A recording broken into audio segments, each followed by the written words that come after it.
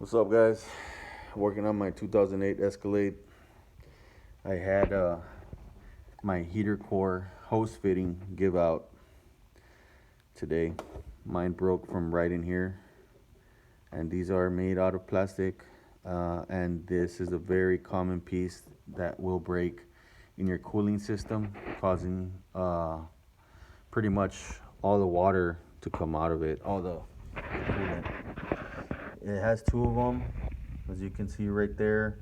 There's a clear one, and it has this black colored one. They are different because they're different in lengths. They're positioned different on the firewall, so they definitely are different. So long story short, a few months ago I replaced that one right there because it broke off from the firewall.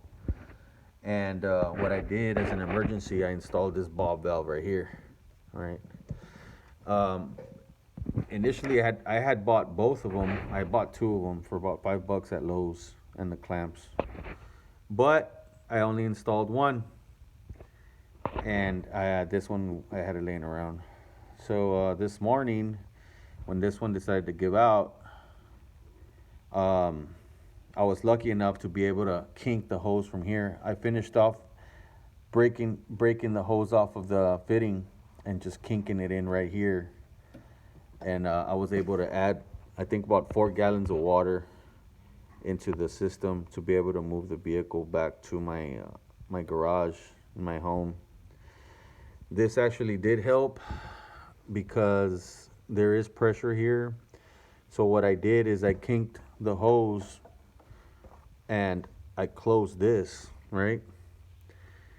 And I was able to make it home.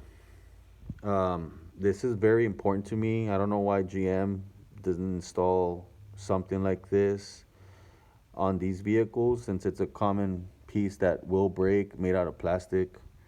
At one point, they are gonna break, and you literally will not be able to move your car. I mean, it will overheat in a second.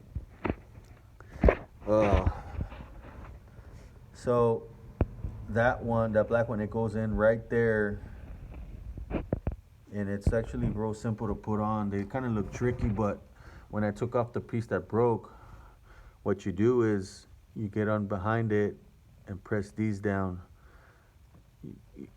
Well, grab it and move it, back and forth so it breaks off, and then press these and then push forward. And as you push forward, press and then push back, and it will pop out.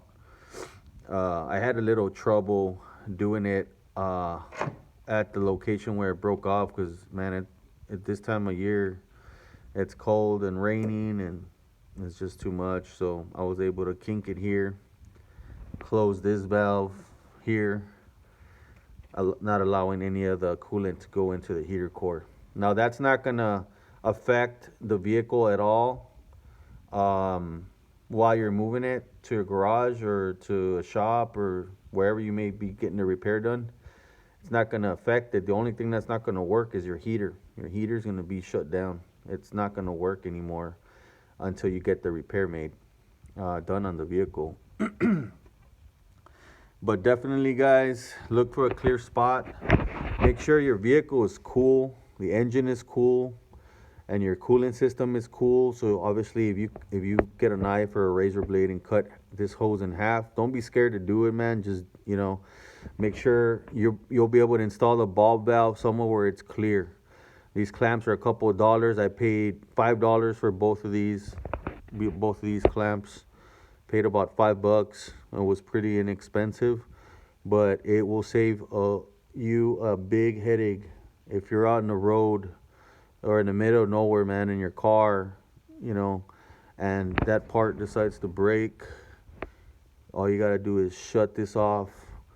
Check your coolant level. I mean, if it's low, add water. Close these up, and you'll be good to go. If you don't have these, that water will drain out, that coolant will drain out of there faster than you can imagine. And your car will be out of service.